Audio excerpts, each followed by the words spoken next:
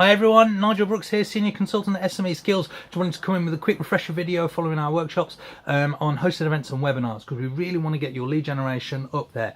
So you're generating as many leads as you can, so you can work on putting them through your pipeline, work on closing them, getting more deals, okay? So, second channel on your sales strategy is normally hosted events and webinars. And what do I mean by a hosted event and webinar? So it's rather than a standard networking event, which you would go to and other people would go to hoping to find someone to do business with, a hosted event is an event that you've put on yourself so that people have come specifically to listen to you. So they're already warmer prospects than they were at the networking event where you may have met them. I mentioned this in another video on networking, where networking events can be used to invite people to these events. So you find someone that you've got some bit of common ground with, someone who's interested in what you've got to say or interested in your product or service, but is a little bit too unsure. So rather than going above and beyond and forcing them to close right there and then, don't worry about it. Come to this event that I'm putting on next week, or come to this webinar, or come and listen to this webinar that I'm putting on the internet next week, and you can find out more about me, and then we can go from there. Yeah, all you're trying to do is this process of windows, is get them to go from this stage to the next stage to the next stage after that. Yeah, and by inviting them to an event, something like that, it's an excuse to add more value to their lives, to enrich their lives and improve their quality of life, because that's all we're trying to do.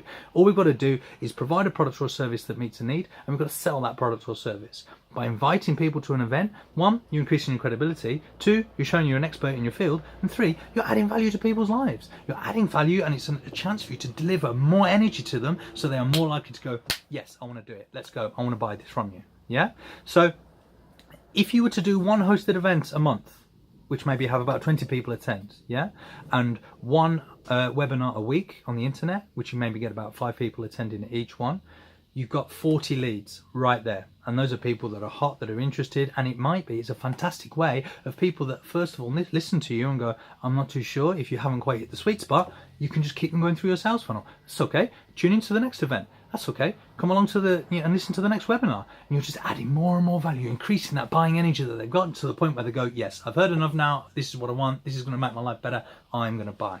Yeah, it's my personal favorite channel on my sales strategy, because when I first started, I was a little bit unsure. I was trying to train the material. I've been doing presentations for like many years now, nearly 20 years. But when I started doing this with new material sales training, it was quite difficult. I'm like, do people get it? Are people responding to it in the right way? But by getting up on stage and presenting it to people, it allowed me to find new ways of getting in touch with the material, put my own personal spin on it, to find out what worked, what didn't work, what's the best way to communicate it. And it allowed people to ask me questions and be critical of what I wanted to give them.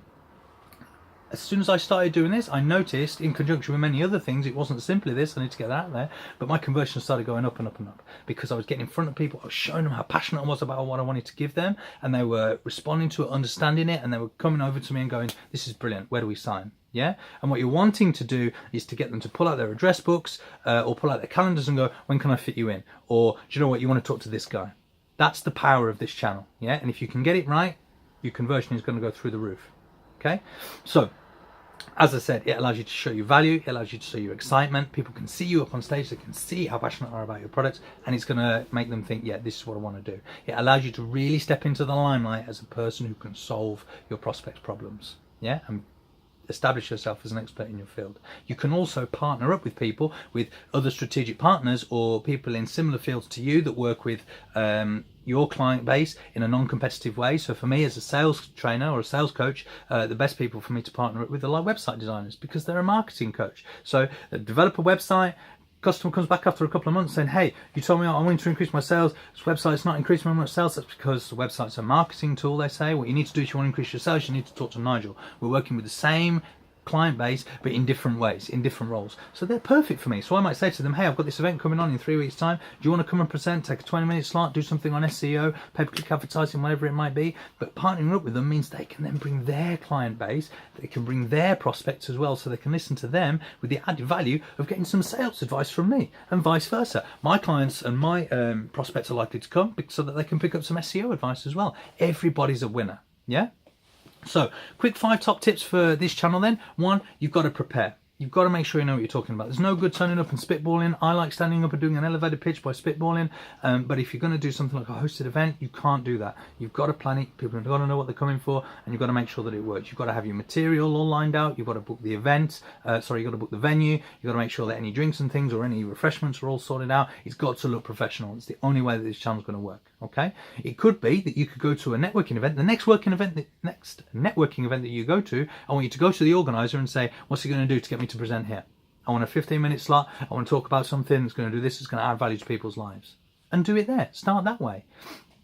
When you're actually piece of advice number 2, the hardest part of this channel is promoting it. You can't start too early with promoting it. And if you get into a regular rhythm of having a webinar a week and a hosted event at the end of the month, you could turn around to someone and say, hey, I'm doing this event on the 27th. Can you make it? No, I can't do that. Oh, that's okay. Why don't you come on the 1st? I've got one a webinar the week after that. Or I've got another event coming up at the end of next month. Yeah, so you've constantly got something that you can invite people to, which is going to further establish you as an expert. It's going to make you credible, but it's also just going to mean that you're not going to lose prospects just because you're only doing something on the one day. Yeah, you've got to work smart. You can't work hard.